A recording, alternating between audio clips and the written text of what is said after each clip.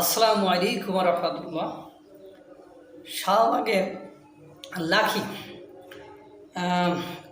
সে একটা গণজাগরণ মঞ্চের অন্যতম চরিত্র, স্লোগান কন্যা। তাকে কালকে দেখেই রাজুবাদীদের অর্থাৎ ইনকলাব জিন্দাবাদদের ঘুম হারাম হয়ে গিয়েছে আমার মনে হচ্ছে। কারণ আমি একটা জিনিস খেয়াল করেছি, যত স্থানে লাখিকে গ্রেপ্তারের জন্য মিছিল মিটিং করা হয়েছে সবগুলো ইনকলাব জিন্দাবাদের লোক এবং রাজুবাদের লোক। এই রাজুবাদ আর ইনকলাব জিন্দাবাদ ছাড়া লাখিকে গ্রেপ্তারের জন্য বলেছে বা লাখিকে গ্রেপ্তারের কথা বলেছে এটা দেখা যায়নি। এবং আশ্চর্যজনক ব্যাপার, লাখির চেহারাটা দেখার পরপরই বাংলাদেশে শাপলা চত্বরের গণহত্যায়, শাপলা চত্বরের যে গণহত্যায়, সেই গণহত্যায় গণজাগরণ মঞ্চের নেতাদের সম্পৃক্ততা পাওয়া গেছে। এই সকল মানুষগুলোই আবার একটা গণতান্ত্রিক রাষ্ট্র, একটা সাম্য ন্যায় বিচারের রাষ্ট্র প্রতিষ্ঠা করতে যায়।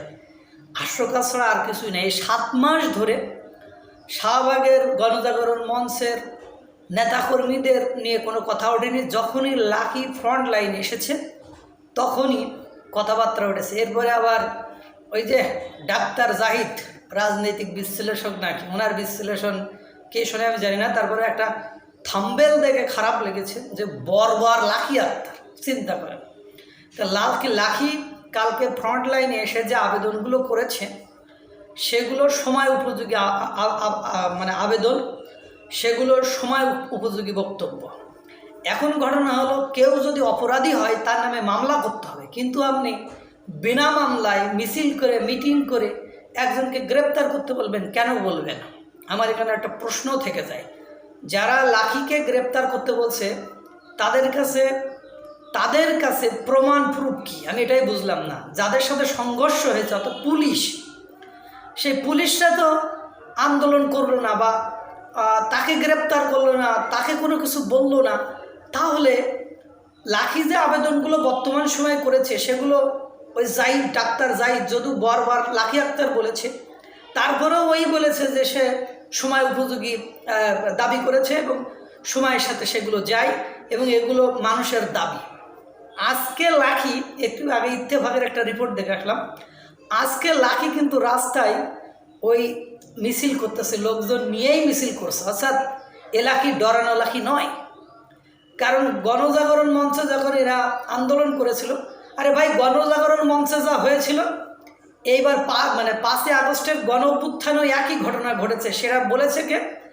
মোফাজ্জল ইসলামের একটা টক শোতে মোফাজ্জল ইসলামের সাথে একজন আইন বিভাগের ছাত্রী, সে এই কথাগুলো বলেছে। এখন লাখি কি তাহলে মৌলবাদ বলবো না, যারা রাজুবাদ, ইনকলাব জিন্দাবাদ, তাদের গোদের উপর বিষ ফোড়া? তারা কেন হঠাৎ লাখিকে দেখে উত্তেজিত হয়ে গেল?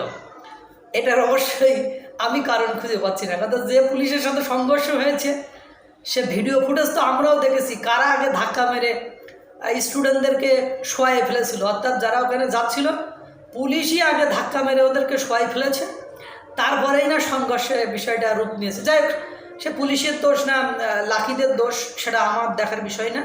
আমার কথা হলো, পুলিশের সাথে সরাসরি সংঘর্ষ হয়েছে। পুলিশ যদি মনে করতো তারা অন্যায় করেছে বা তারা অন্যায় করতেছে, তাহলে পুলিশ কিন্তু সেখানে গ্রেপ্তার করতো। এরকম তো না যে পুলিশ কাউকে গ্রেপ্তার করে না।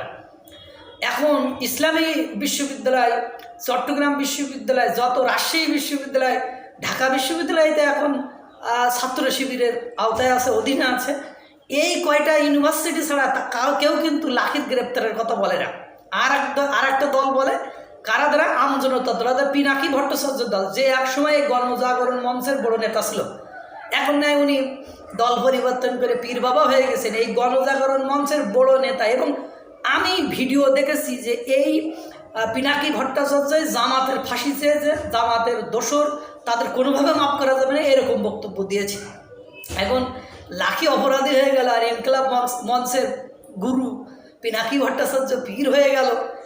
এ দিশারিতা আর কতদিন চলবে? তার মানে বোঝা গেল এরা লাখিকে দেখে ভয় পাইছে যে আবার গণজাগরণ মঞ্চের একটা উদ্ভব হয় কিনা, আবার 9/11 হয় কিনা।